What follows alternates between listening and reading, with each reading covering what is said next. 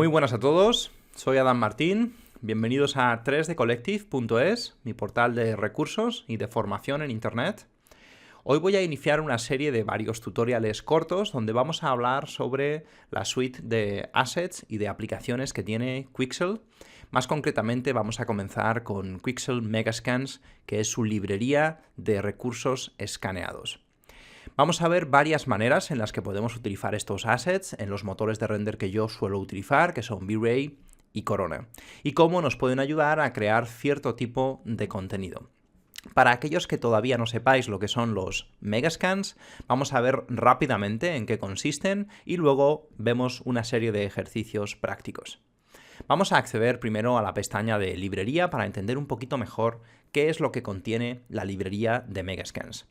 Actualmente, como podéis ver en la fecha de la grabación de este vídeo, hay un total de 7.240 assets.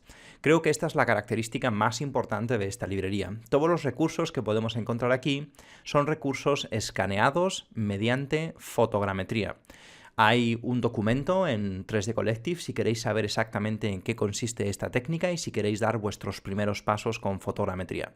Básicamente consiste en utilizar fotografías desde diferentes ángulos para obtener tanto la geometría como el albedo y el resto de texturas para nuestros materiales y para nuestros modelos tridimensionales. Y como os digo, no hay, al menos que yo conozca, una librería tan extensa ahora mismo como la de Megascans. Esta es su principal ventaja. Podemos tener acceso a un montón de recursos y están actualizando la librería constantemente. Y es importante destacar que puede existir assets de mayor calidad en Internet. Los recursos de Megascans son muy buenos, pero quizás no son increíblemente buenos. Pero lo que sí que podemos destacar es que la cantidad de recursos que tenemos es, en la fecha de la grabación de este vídeo, la más grande que podemos encontrar en una librería. Y eso, en mi opinión, es la principal ventaja de estos recursos. Dentro de Megascans podemos encontrar fundamentalmente tres tipos de categorías de recursos. Podemos encontrar modelos tridimensionales escaneados, como por ejemplo este grupo de piedras, este otro de aquí, plantas incluso, columnas, todo tipo de modelos geométricos que pues, el equipo de Quixel ha ido escaneando alrededor de varias partes del mundo.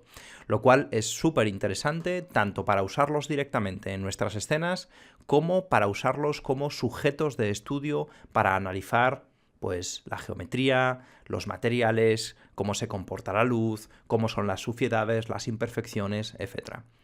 Y además de estos modelos tridimensionales que podremos encontrar en varias categorías o en varias calidades, lo veremos ahora un poquito más adelante, podemos encontrar también superficies. Las superficies son básicamente materiales, son superficies escaneadas mediante fotogrametría y transformadas en materiales para los diferentes motores de render. Como veis, tenemos acceso a un montón de diferentes superficies.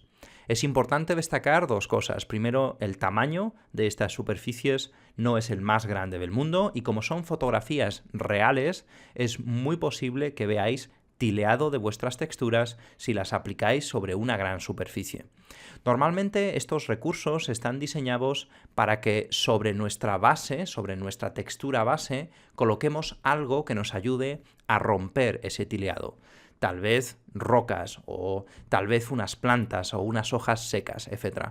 Pero para los que hacemos arquitectura, si no estáis muy acostumbrados a utilizar este tipo de recursos, al principio os puede resultar un poquito complicado. Y otra cosa importante que tenemos que destacar es que estas superficies están diseñadas principalmente para motores de videojuegos como Unreal, lo que significa que algunas de las características que tenemos en los motores offline como V-Ray o Corona puede que no estén explotadas al máximo. Luego, en estos tutoriales vamos a ver cómo exportar una superficie desde la librería hasta Corona o V-Ray y cómo podemos mejorar su material para aprovechar las características de nuestro motor de render.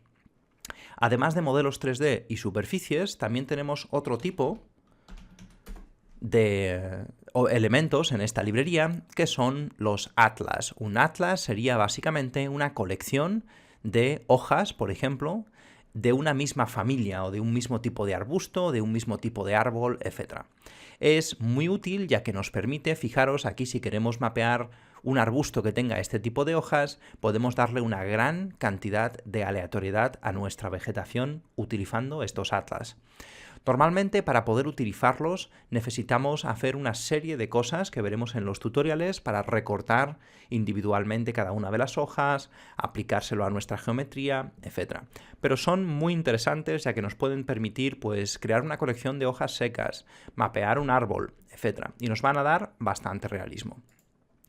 La librería podemos acceder a ella de varias maneras. Podemos acceder a ella desde la página web directamente, como estoy haciendo yo, o podemos utilizar alguna de las aplicaciones que tiene Quixel.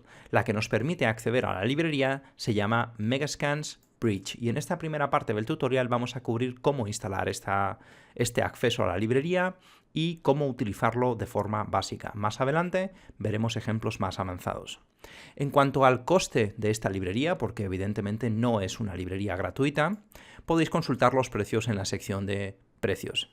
Tenemos básicamente una versión de hobby, de aquellas personas que no planeáis utilizar esta librería de forma comercial, tiene un coste bastante razonable y esto os da acceso a 30 puntos al mes. La verdad es que dependiendo del tipo de assets, 30 puntos pueden ser muchos assets o muy poquitos. Un modelo tridimensional de alta calidad puede costar 10 u 11 puntos, de manera que con esta licencia podríamos descargar 2 o 3 modelos de alta calidad al mes. Sin embargo, una superficie puede costar 1 o 2 puntos, de manera que podríamos descargarnos quizás 10, 20 superficies al mes con esta licencia.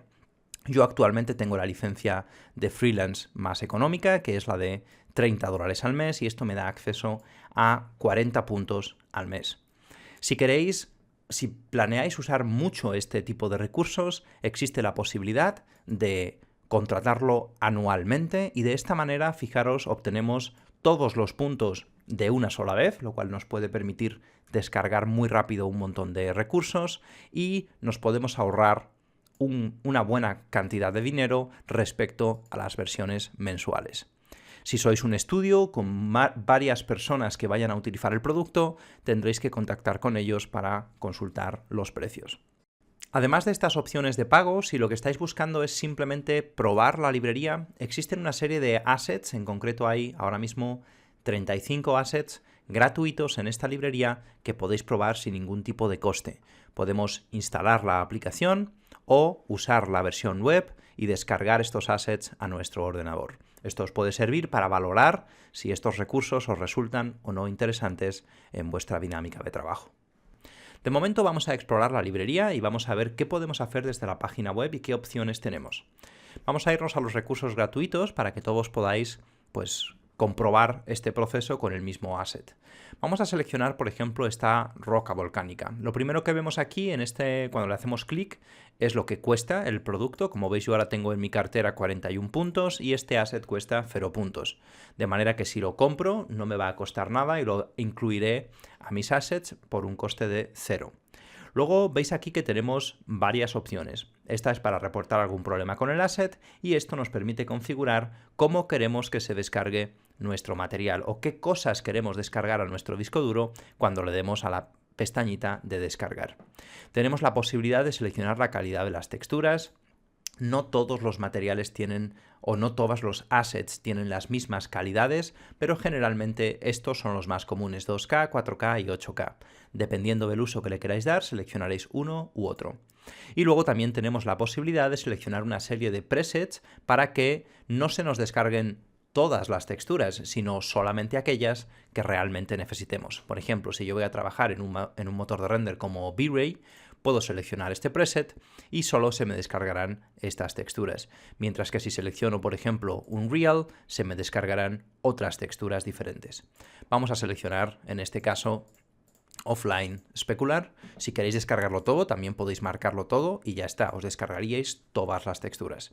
Y luego podemos seleccionar aquí cuántos de los modelos tridimensionales disponibles para este objeto queremos descargar. Por un lado tenemos la opción de máxima resolución poligonal, que sería el objeto que ellos obtienen al hacer el proceso de fotogrametría. Es una geometría triangulada, generalmente con mucho detalle, pero también pues puede suponer alguna carga innecesaria en algunos tipos de proyectos. Luego tenemos también la posibilidad de descargar el objeto en ZBrush y también pinceles que nos puedan permitir, por ejemplo, añadir detalles parecidos a esta roca en otra roca o simplemente modificar las características de nuestra roca. Y luego tenemos varios Level of Detail, que serían en este caso de menor detalle geométrico a mayor detalle geométrico. ¿Por qué hay estas opciones? Pues porque muchas veces, sobre todo si vamos a trabajar en un motor de videojuegos, no nos podemos permitir cargar 100 rocas de altísima resolución y es mejor trabajar con rocas de menor resolución y utilizar mapas de desplazamiento o mapas de normales para conseguir el look de nuestra roca de alta resolución. Pensad que cuantas más de estas opciones marquéis, más va a pesar el archivo que os vais a descargar. Si no tenéis una buena conexión a internet, esto podría ser importante porque os puede llegar a tardar mucho. Podemos llegar a descargar esta roca, creo que si seleccionamos todo en 8K, pues son más de 1 giga, por ejemplo, para un solo asset. De momento yo aquí voy a descargar todo para que simplemente veáis cómo sería el procedimiento. También podemos seleccionar en aquellas texturas que sea posible el formato de textura que preferimos utilizar. Y vamos a dejarlo de momento como está y si ya estamos conformes simplemente le daríamos aquí a descargar y nos empezaría el proceso de descarga de este asset. Como veis, pues ahora mismo son 600 megas. Cuando termine la descarga os muestro cuál es el contenido de esta carpeta y seguimos explorando Megascans. Y esto es lo que contiene nuestro archivo una vez que lo descargamos de Megascans. Por un lado, como veis, tenemos los FBX, que son la geometría. Por otro lado, tenemos un ZBrush Tool que nos permite abrirlo en ZBrush. Tenemos aquí un preview para ver cómo sería el resultado final de este asset. Unos pinceles en formato TIFF que nos permiten modificar la altura de la roca, pintar una pared con una altura parecida. Es muy interesante para crear variaciones de esta roca o para esculpir en ZBrush, por ejemplo, algo con el mismo tipo de relieve que tiene esta roca.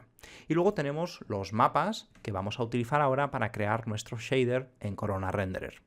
Yo lo voy a hacer de forma manual porque quiero que comprendáis el proceso y luego vemos cómo hacerlo de forma automática con Quixel Bridge.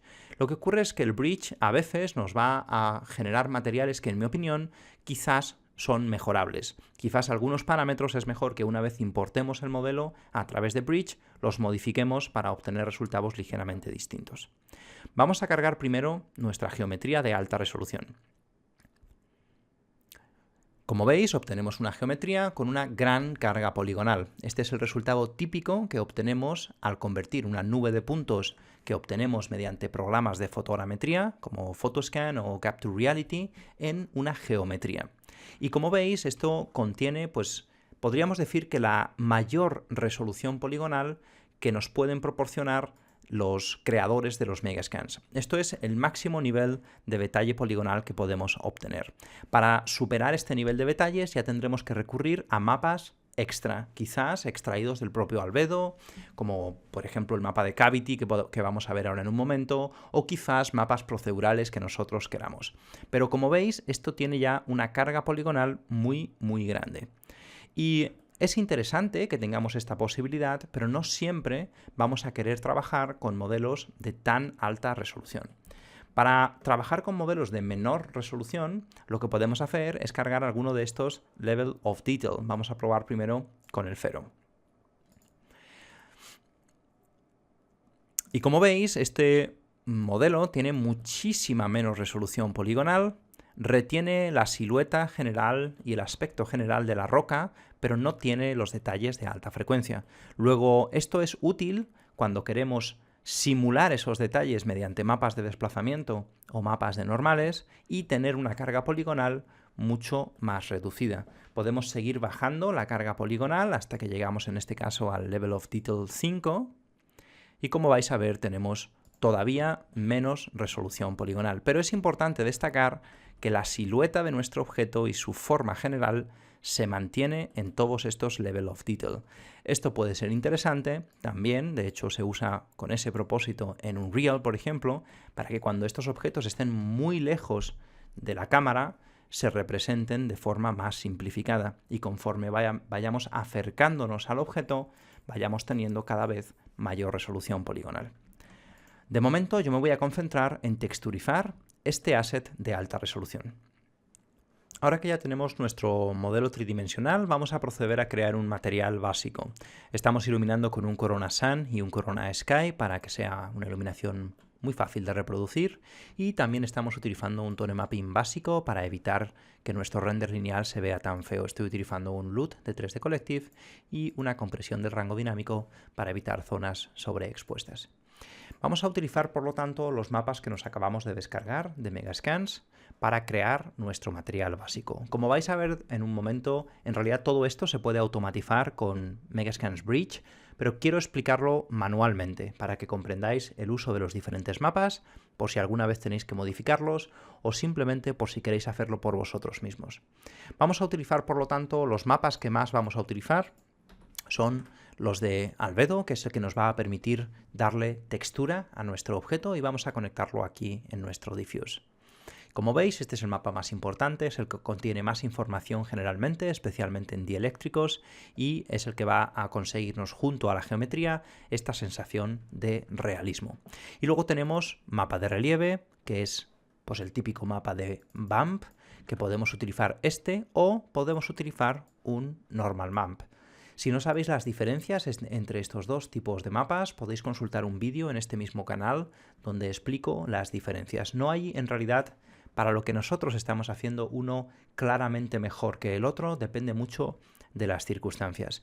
De momento estamos utilizando bitmaps de 3D Studio Max, pero luego podemos transformarlos todos en bitmaps de Corona utilizando el conversor, y así vamos un poquito más rápido. De manera que yo en este caso voy a utilizar simplemente normal map.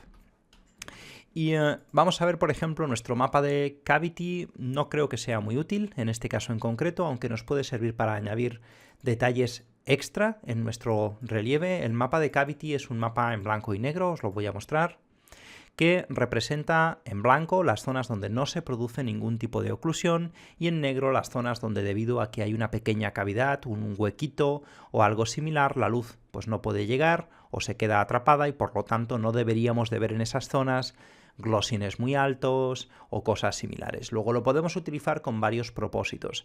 Quizás no es un shader completamente físicamente correcto, pero algunas veces es necesario este tipo de mapas para conseguir resultados más interesantes.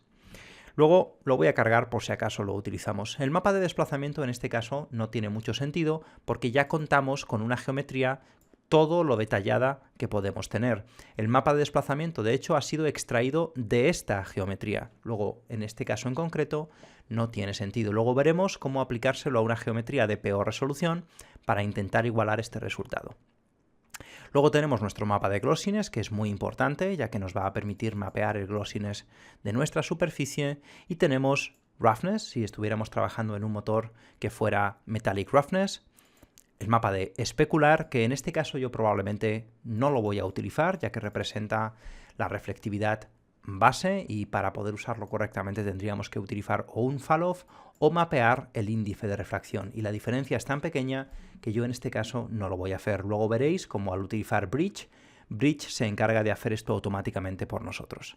De momento, por lo tanto, con estos 4 mapas debería de ser suficiente para crear nuestro material. Primero vamos a trabajar con nuestro normal map. Tenéis que recordar que normal map es un mapa lineal. Tendremos, por lo tanto, que interpretarlo de forma lineal, o al cargarlo a través de nuestro Corona normal map, marcar la pestaña de Add Gamma to Input. Cualquiera de las dos opciones es perfectamente válidas.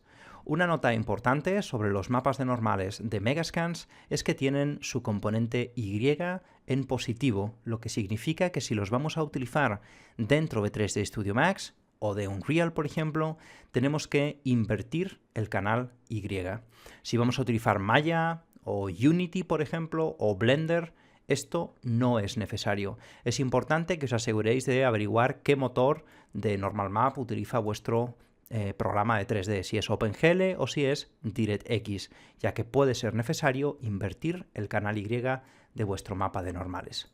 Evidentemente, si el mapa de normales fue creado con el Y invertido, no es necesario hacer esto. O sea que no penséis que esto es algo que tenemos que marcar siempre. Depende de dónde venga nuestro mapa de normales.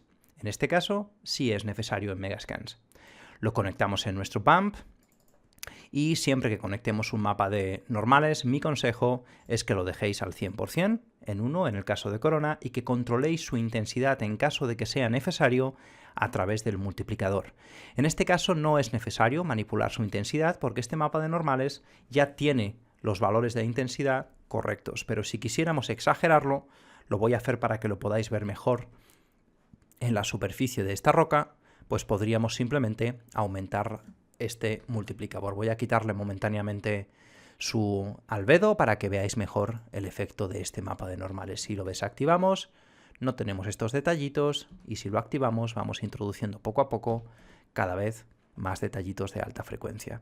Si estamos buscando aún más detalles, más finos, pues podríamos utilizar o el propio albedo como additional bump para añadir un grado extra de detalle, o tal vez este cavity que tenemos aquí, que también es un mapa lineal. Tendremos que tener esto siempre muy en cuenta. En Megascans todos los mapas, menos el albedo, por regla general, son lineales. Luego este especular también, o este glossiness también, tendremos que interpretarlo de forma lineal. Toda esta información la podéis consultar dentro de la pestaña de Megascans en la ayuda. Aquí podéis ver, por ejemplo, los distintos mapas, si son lineales, si son estándar RGB, el tamaño de nuestros mapas de desplazamientos, que vamos a utilizar esta información después para asegurarnos de obtener un match entre nuestra versión de baja poligonización y nuestra versión de alta poligonización, etc. Todo esto es importante porque nos va a permitir entender mejor cómo utilizar estos mapas. En este caso vamos a volver a conectar nuestro diffuse y como estamos utilizando Corona Renderer que tiene un GGX con masking shadowing, vamos a intentar simplemente mapear el glossiness para evitar tener que mapear la reflectividad base. Vamos a aumentar la reflectividad a 1, nos queda este resultado que es como si la piedra estuviera mojada, pero en cuanto conectemos nuestro glossiness vamos a obtener un mejor resultado. Y por último, de forma adicional, podríamos, si quisiéramos, disminuir el índice de refracción, por ejemplo, para reducir la reflectividad base o aumentarlo para aumentar la reflectividad base. Con estos tres mapas ya deberíamos de ser capaces de conseguir un material bastante realista. A partir de aquí, si queremos pues experimentar, utilizar otros mapas, añadir detalles, añadir ambient occlusion, etc., todo lo haríamos sobre esta base físicamente correcta. Y para finalizar, lo que podemos hacer es transformar todos nuestros mapas en mapas de Corona. Simplemente, gracias al conversor automático que trae Corona y a esta opción que vendrá marcada, le damos a iniciar conversión y ahora si abrimos nuestro editor de materiales, todos nuestros mapas que antiguamente eran bitmaps se han convertido en Corona bitmaps. Os recomiendo que lo hagáis para obtener mejores resultados, poder controlar un poco mejor el filtrado, etc. Con esto ya habríamos terminado nuestro asset y lo que vamos a ver ahora es cómo hacer esto mismo de forma más eficiente o más rápida utilizando el Megascan Bridge. Para poder trabajar con Megascan Bridge y exportar automáticamente nuestros assets necesitamos dos cosas. Por un lado necesitamos la aplicación de Megascan Bridge, que podemos acceder a ella desde la pestaña Apps en la web de Megascans. Simplemente descargamos el programa y lo instalamos en nuestro ordenador. Pero además de esta aplicación necesitamos una serie de scripts dentro de 3D Studio Max para que puedan comunicarse entre ellos estos dos programas. Para instalarlos vamos a abrir por primera vez nuestro Megascan Bridge. Yo lo tengo abierto aquí y estoy logueado con mi nombre de usuario y contraseña y nos podemos ir a cualquiera de los assets que tengamos descargados. Por ejemplo, podemos irnos a uno de los gratuitos y simplemente descargarlos y nos aparecerá esta pestaña de Export. Cuando descarguemos algún asset, si le damos a esta pestaña de Export, nos aparecen las opciones para mandar este asset a un programa de 3D. En este caso, tenemos todas estas opciones y todas estas opciones de motor de render. Pero si no tengo instalados los correspondientes scripts, esto no funciona para nada. Para instalar los scripts tendremos que abrir esta pestaña de la interrogación, nos aparecen unas instrucciones con un enlace que tendremos que descargar con una serie de scripts y una vez que lo descarguemos tendremos que copiar el contenido de esta carpeta dentro de nuestra carpeta de 3D Studio Max, Scripts, Startup. Yo ya los tengo aquí, esta sería mi carpeta de 3D Studio Max, Script, Startup y aquí como veis están los diferentes .ms que me permiten exportar desde Bridge hasta 3D Studio Max. Una vez que tengáis todo hecho esto, ya simplemente podéis seleccionar cualquiera de los assets que tengáis en vuestra librería. Voy a buscar uno en 3 dimensiones para que podamos continuar con algo parecido a lo que estábamos haciendo. Por ejemplo, este árbol, que lo habréis visto en un montón de sitios. Y ahora simplemente le voy a la pestaña de exportar, decido cómo lo quiero exportar, si quiero el modelo de alta resolución, un modelo de peor resolución, el tipo de texturas, etc. Y le digo que quiero exportarlo a 3D Studio Max, Corona 2.0 y quiero exportar un modelo en 3D. Le damos a la pestaña de exportar, tardará un poquito y una vez que termina, si abrimos 3D Studio Max, veremos automáticamente esta ventana. Simplemente le damos a OK y el programa se va a encargar de importar por nosotros este modelo con su material y con sus texturas. Como veis, mucho mejor que hacerlo a mano y va a ser la opción preferida siempre para trabajar con Megascans.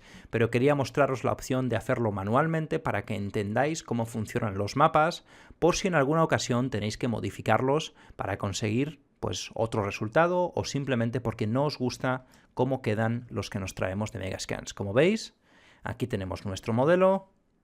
Si abrimos nuestro editor de materiales y seleccionamos el objeto, tendremos aplicado un material que es muy parecido al que nosotros acabamos de crear hace un momento. La única diferencia que tenemos aquí es que en lugar de utilizar simplemente glossiness para controlar la reflectividad, en estos tenemos mapeado nuestro índice de refracción. Y se utiliza, en este caso han utilizado una serie de color corrects para hacerlo. No soy muy fan de este método, pero proporciona buenos resultados, así que si os gusta el resultado final, podríais dejarlo simplemente así y ya estaríamos listos para renderizar nuestro asset. Vamos a hacer un interactivo para que podáis ver cómo sería nuestro resultado. Como veis, es extremadamente fácil, no tenemos que hacer nada más que buscar en nuestro bridge el asset que nos interesa, mandarlo a 3D Studio Max y apretar la tecla de render. Es quizás, como os digo, la mayor ventaja de Megascans, que es muy fácil trabajar con ellos, tenemos un montón de assets donde elegir y nos ofrece mucha versatilidad en nuestro trabajo. Por último, para terminar con este tutorial de Megascans, vamos a exportar una versión de baja resolución o de peor resolución de un asset y vamos a ver cómo le podemos añadir más detalles utilizando el mapa de desplazamiento. Esto es algo que no necesariamente vamos a hacer, por ejemplo, en Corona. Si podemos usar los assets de alta resolución, si tenemos una buena máquina, generalmente se puede hacer. Y también tenéis que pensar que los mapas de desplazamiento también pueden llegar a consumir muchos recursos si no se utilizan con cuidado, especialmente si utilizamos mapas de 8K, etc. Luego no penséis que esto necesariamente es la opción más eficiente, ¿vale? Os lo voy a mostrar simplemente para que sepáis cómo se hace. Seleccionamos 3D Studio Max, Corona y exportamos nuestro Level of Detail 0. Y ahora nos aparecerá este mensaje, importamos nuestro asset y si nos vamos al editor de materiales, veremos que tenemos aquí el material que nos prepara nuestro bridge. Y ya os he dicho, nos aparece nuestro displacement, que por defecto está desactivado en el editor de materiales, lo que significa que no va a hacer absolutamente nada.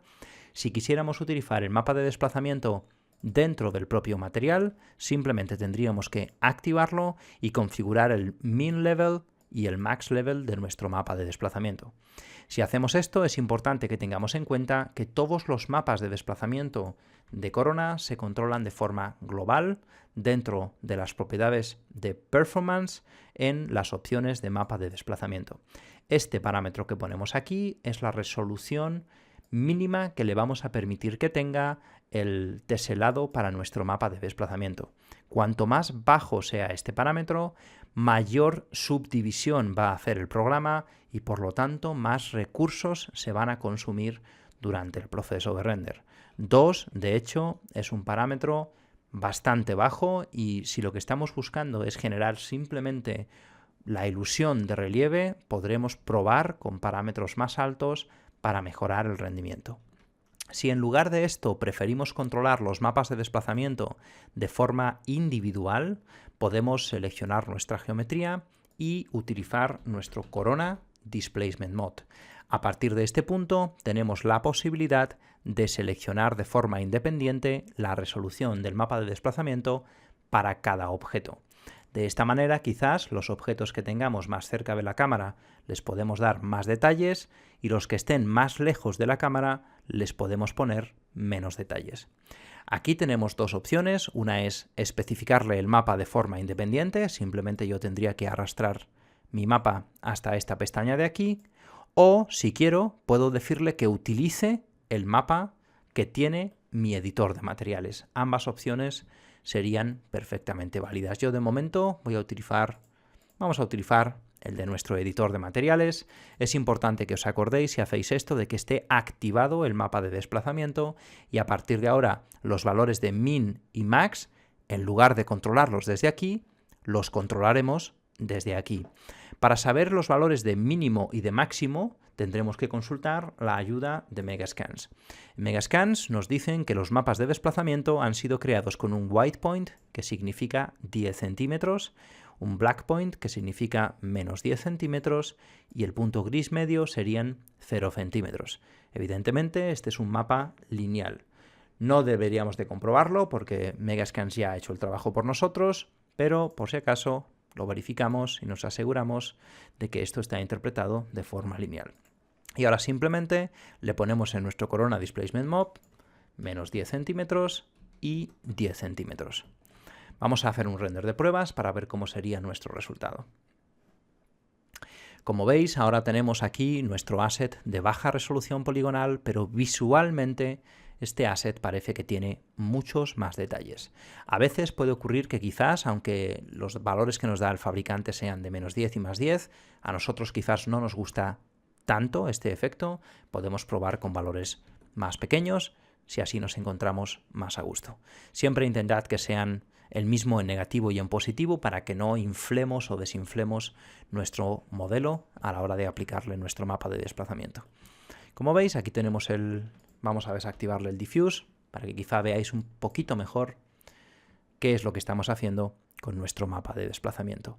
Y nuevamente, si lo que estáis buscando es que esto se vea bien desde lejos, aquí ahora tenemos la posibilidad de reducir la calidad de nuestro mapa de desplazamiento para que no consuma tantos recursos. Como veis, de esta manera podemos conseguir un aspecto muy parecido al que tenemos con el modelo de alta resolución, consumiendo menos recursos y con una geometría de menor resolución.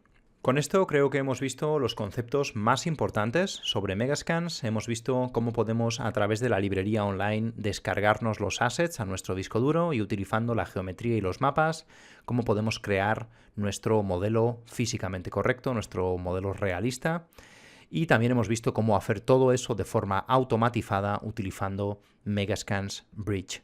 También, por último, hemos comprobado cómo podemos utilizar los mapas de desplazamiento para añadir detalle extra a las versiones de menor carga poligonal.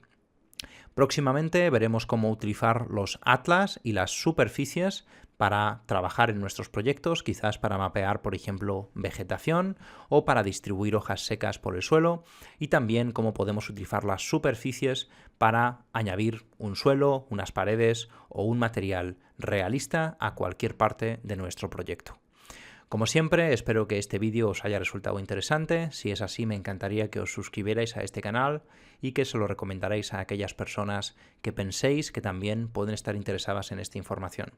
Si no os ha gustado el vídeo, también me gustaría saber vuestra opinión. Dejádmela por favor en los comentarios. Siempre estoy buscando mejorar y me encantaría saber por qué razón no os ha gustado este vídeo. Espero que os haya resultado interesante y nos vemos en la próxima.